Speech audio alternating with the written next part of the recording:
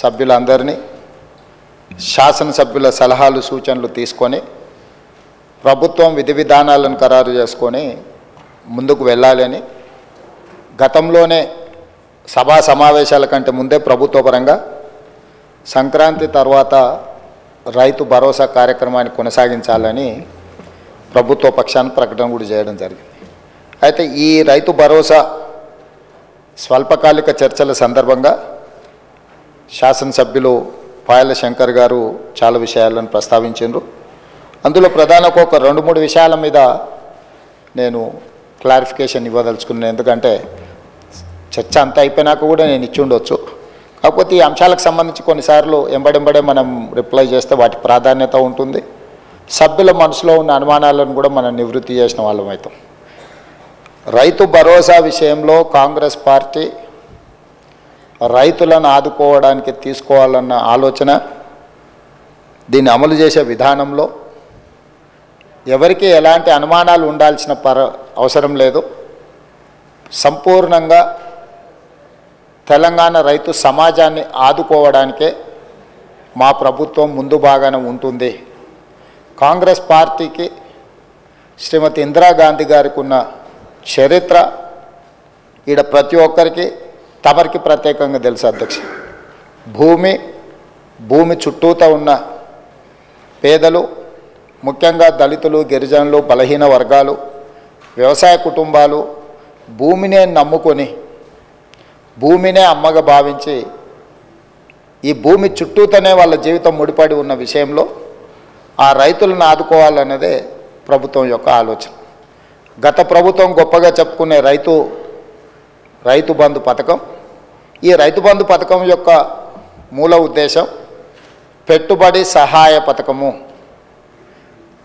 వ్యవసాయ రైతుకు పెట్టుబడి సహాయ పథకము.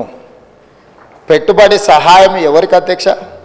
వ్యవసాయం చేసుకునే వాళ్లకు సహాయం చేయడము, ఆ సహాయము పెట్టుబడి రూపంలో, ఆ సహాయము నగదు రూపంలో రైతుకు చేరవేయాలన్నదే గత ప్రభుత్వం యొక్క లక్ష్యము అని వాళ్ళు జీవోలో స్పష్టంగా వాళ్ళు ఇచ్చిన జీవోలోనే అంశాలను క్రోడీకరించారు.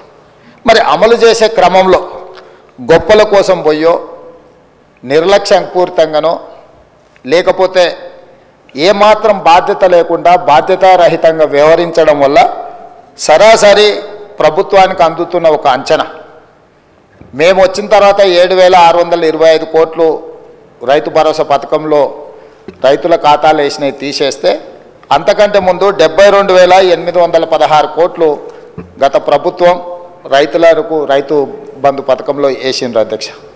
అందులో ఒక అంచనా సాగులో లేని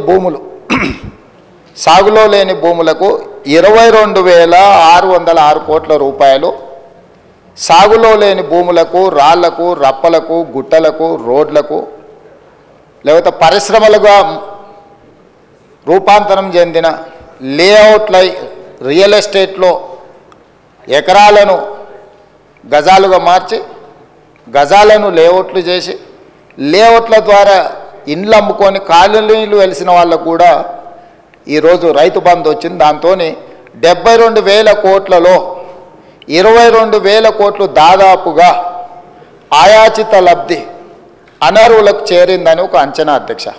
ఈరోజు నేను అడుగుతున్న అధ్యక్ష, నేను మీ దృష్టికి తీసుకొస్తున్న పాయల్ శంకర్ గారిని కూడా నేను అడగదలుచుకున్నా, రాళ్లకు, రప్పలకు, గుట్టలకు కూడా మనం ఇద్దామా? అదేవిధంగా రాజీవ్ రహదారిలో పోయిన పత్రికలలో వచ్చిన వార్తలు అధ్యక్ష, నేనేం కొత్తగా చెప్పట్లేదు. గజ్వేల్ ప్రాంతంలో కల్వకుంట్ల చంద్రశేఖరరావు గారు ప్రతిపక్ష నాయకుడు ప్రాతినిధ్యం వహిస్తున్న గజ్వేల్ నియోజకవర్గ పరిధిలో రాజీవ్ రహదారిలో భూమి పోయి రాజీవ్ రహదారి వేసిన రోడ్డు కూడా రైతు బంధు పథకం ద్వారా నిధులు ఇచ్చింది అధ్యక్ష. అదేవిధంగా నా ప్రాంతానికి సంబంధించి శ్రీశైలం, మా సొంత ఊరికి వెళ్ళాలంటే ఈ దారిలోనే వెళ్ళాలి అధ్యక్ష. ఆమన్గల్ ప్రాంతంలో శ్రీశైలం రోడ్లో పోయిన భూమికి కొత్త పాస్ పుస్తకాలు అధికారులు, అక్కడ కొంతమంది రాజకీయ దళారులు కుమ్ముకై శ్రీశైలం పోయిన రోడ్లకు ఈరోజు రైతు బంధు పథకాన్ని ఆ గత ప్రభుత్వం ఇచ్చింది అధ్యక్ష. ఇదే కాకుండా అధ్యక్ష క్రషర్లు నడుస్తున్నాయి అధ్యక్ష. ఆల్రెడీ క్రషర్లు నడిచే వాటికి ఈరోజు రైతు బంధు వాళ్ళు గతంలో ఇచ్చిండ్రు అధ్యక్ష. అదేవిధంగా మైనింగ్ భూములు అధ్యక్ష, మైనింగ్ లీజులు ఇచ్చి మైనింగులు జరుగుతున్న భూములకు ఈరోజు రైతు బంధు ఇచ్చింది అధ్యక్ష. అదేవిధంగా టీఆర్ఎస్కు సంబంధించిన నాయకులు అధికారులు పోడు భూములు రైతులకు, పేదలకు, గిరిజనులకు, ఆదివాసీలకు ఇస్తే వాళ్ళ పేరు మీద కూడా నకిలీ పట్టాలు తయారు చేసి నకిలీ పట్టాల ద్వారా కూడా రైతు బంధు పథకాన్ని ఆయాచిత లబ్ధి పొందిండ్రు అధ్యక్ష.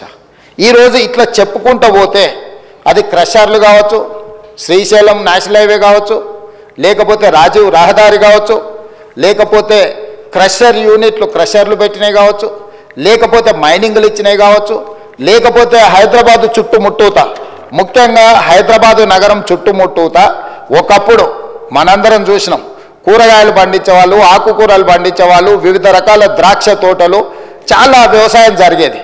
కానీ ఇవాళ హైదరాబాదు నగరం చుట్టుముట్టూత ఒక 50 కిలోమీటర్ల పరిధిలో 70-80% వ్యవసాయం ఎవరు చేయడం లేదు. రియల్ ఎస్టేట్లుగా మారి, లేఅవుట్లుగా మారి, ప్లాట్లుగా విక్రయించి ఈరోజు మొత్తం వ్యవసాయేతర పనులకు, పరిశ్రమలకు, లేకపోతే ఐటీ కంపెనీలకు, లేకపోతే రియల్ ఎస్టేట్ లేఅవుట్ల కిందనూ మారిపోయినాయి అధ్యక్ష. గత ప్రభుత్వము యావరేజ్గా 2 సీజన్లకు కలిపి ప్రతి సంవత్సరం 3 కోట్ల ఎకరాలకు వాళ్ళు డబ్బులు ఇచ్చుకుంటూ పోయినారు అధ్యక్ష.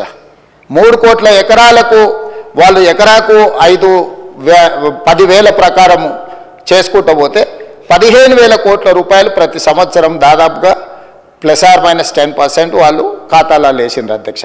అట్లా వాళ్ళు ఇచ్చిన 72,000 కోట్లల్లో 22,000 కోట్ల రూపాయలు జాతీయ రహదారులకు, రియల్ ఎస్టేట్లో ప్లాట్లు అమ్మిన వాళ్లకు, క్రషర్లకు, మైనింగ్లకు, రాళ్లకు, రప్పలకు, కొండలకు, గుట్టలకు దొంగ పాస్ పుస్తకాలు తయారు చేసుకొని అధికారంలో ఉన్నాం కాబట్టి అధికార పార్టీ నాయకుల అనుచరులము, వారి సహచరులము, వారి బంధువులమని వేలాది కోట్ల రూపాయలు కొల్లగొట్టిండ్రు అధ్యక్ష.